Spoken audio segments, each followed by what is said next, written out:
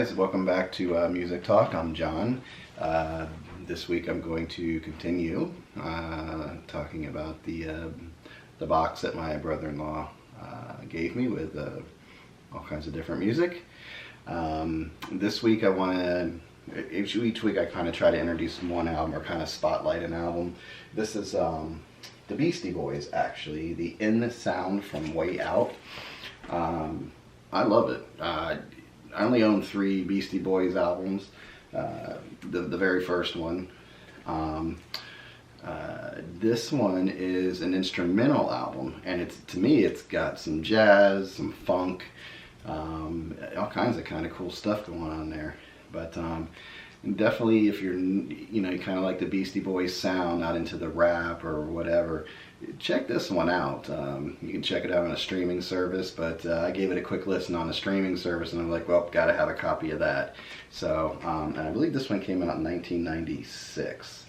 But definitely give it a shot. The In Sound from the Way Out by the Beastie Boys. Definitely worth a listen, in my opinion. So to continue with the albums that I received, the first one here is Emerson, Lake and Palmer. This album came out in 1970. This is progressive rock and hard rock classical. The big song off of this was Lucky Man. Not a very happy song, but it's catchy. This is just great musicians. It's prog rock, I guess, to me is like classical music with organs and guitars and bass and all that. There's all these just intricate pieces to it. There's all these moving parts. You can't put down the musicianship. You can't put down the talent behind it. Just to me, it just doesn't catch me. So I know many people that like this album, so this will find a good home. Just won't end up in my collection, but definitely a good one there. So this came out in 1977. It's a pop album, and it's Dan Hill. He had a couple ballads in the 80s, and like I've explained in other videos, I was a sucker, teenage kid, heartbroken all the time, loved all those love ballads. And he has a big one on this one also, that's Sometimes When We Touch. Unfortunately for me, that was the only good song on the whole album. I just didn't know what he was doing. I don't know if he was a singer-songwriter kind of guy. I just didn't really relate to the music too much or the lyrics. This is a gatefold, has the lyrics inside, and has Dan Hill hanging out there. From what I understand, he is a Canadian artist. But this is Dan Hill, Longer Fuse.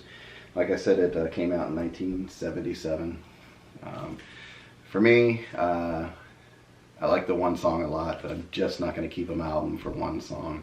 I've done a pretty good job of anything you see here. I'm happy with from beginning to end. It took me a long time to discipline myself for that, because I was buying a lot of albums just for nostalgic reasons. And it just wasn't working for me, because I put on ugh, and I kind of had to trudge through the whole album, and that's just, I don't want to do that. My albums need to be something I like from beginning to end.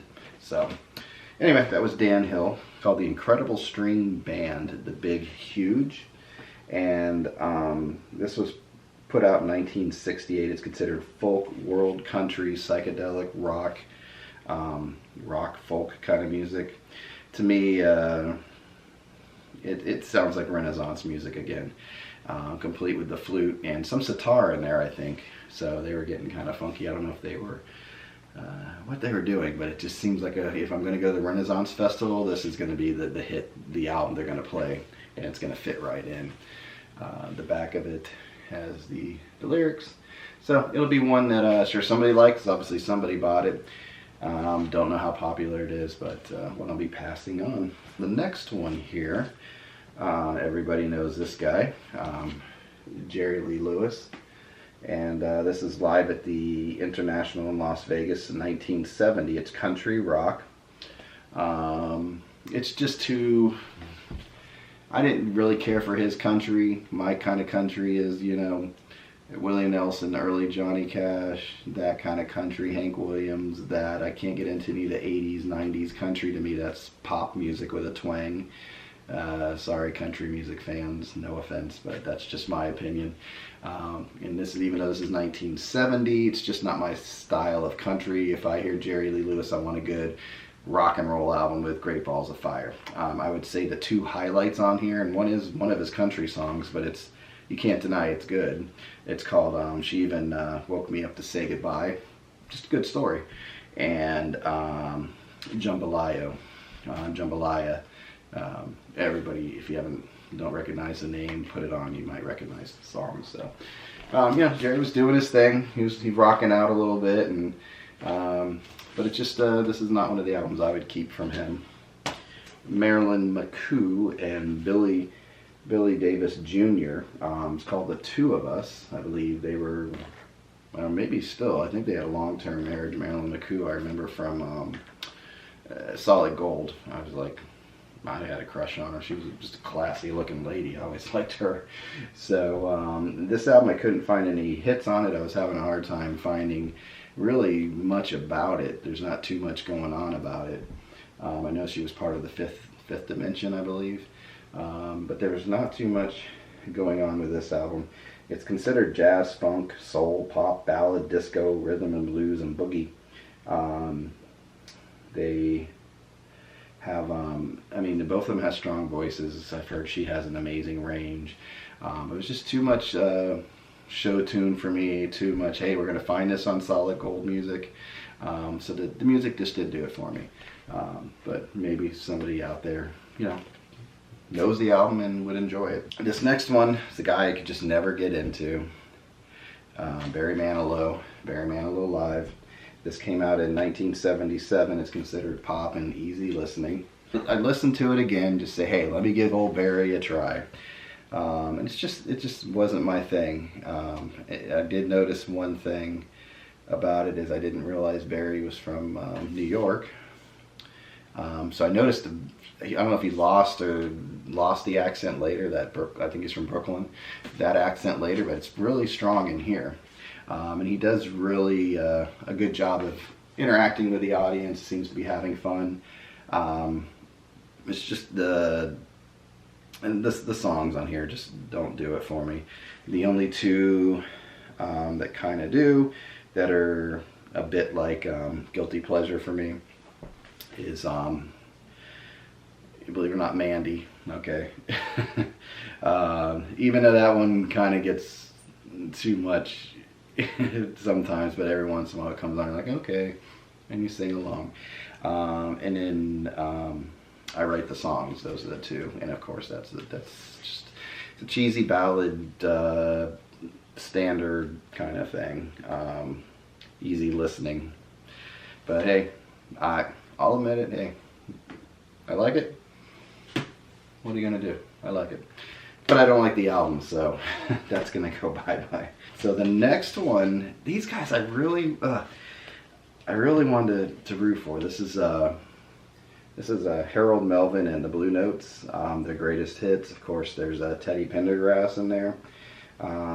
This is 1976, and I believe it spans from 1972 to 75. It's an R&B album. Their voices are great, the harmonies are great, just gets a little too, maybe disco, a little too funky in there for me every once in a while, but the two big songs on here, the big one is If You Don't Know Me By Now. I believe Simply Red covered that. If You Don't Know Me By Now, just a great song, period. I'd almost keep this album for that song, but I just won't do it. The next one I have here, she's not even on it. It's Michelle, Magic Love. I'm going to just go briefly over this one. This is 1977. It's electronic, funk, soul, and disco. It's just a disco album. I don't think there's any hits that I could find. There's even one called Disco Dance, so I don't know if that was a big song or not, but I gave it a shot, but you get into too much disco and you kind of lose me. This is Bette Midler, The Divine Miss M. This came out in 72.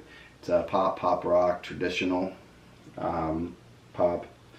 And, you know, her voice is great. It's just, you know, she was, I don't know if she was produced or she was working with Barry Manilow on some of this stuff, so it kind of tells you about it, where it's going. I think if, you know, she ended up, like, if she ended up with like a who produced this? Joel Dorn. If she ended up with like a Phil Ramone or a Phil Spector or something like that, somebody who knows how to do rock, I think this would have been a better album. It has covers on it. Do You Want to Dance and Chapel of Love I enjoyed. She did a good job on those. But Superstar, I think is that Barbra Streisand? I'm not sure, but nope. Too Broadway for me. It gets a little too Broadway in here. She does Leader of the Pack, but it's a hard song to cover and keep up with it, because that's such a great song. And Boogie Woogie Bugle Boy, which is kind of off. That throws back to the 30s, maybe 40s, whatever that song came out. So good album, good voice. This was their first album, I believe. But yeah, just didn't do it for me. But I know a lot of people like it. This last guy really surprised me. Not well, surprised me. I can't say that because I've always heard of him. This is Chuck Mangione, and hopefully I'm not butchering his name. His album, this is Chase the Clouds Away, came out in 1975. I thought he was jazz, because anytime you see a guy playing an instrument, you just assume jazz, but he's actually considered rock pop. And he plays the flugelhorn. I thought that was a French horn, but it's a flugelhorn. But I liked it. I really liked the tunes. I liked the way it was produced. It caught me from the get-go. It's one that I can't tell you which song sounds like what yet, but I like the whole album all the way through. So I would definitely recommend this one, this Chuck Mangione. Hopefully it's in good shape to keep. It's another one where the record's out of the sleeve. So anyway, so those are the records. More of the records that I received from the box, and I learned every day you learn more about music. You might not enjoy certain types, but you can talk to other people and have a connection with them and say, you know what, I'm not that into it, but you know what, I gave it a shot. What did you like about it? And you can learn about it. So anyway, that's it for today. Hope you enjoyed the show. Please hit the subscribe button at the bottom, and please comment anything that you comment on. I definitely will try to get back to you and interact with you. Please tell me what your thoughts are on some of these albums. I'm always willing to try and be persuaded. That's fine. So thank you for watching, and you guys take care. Bye.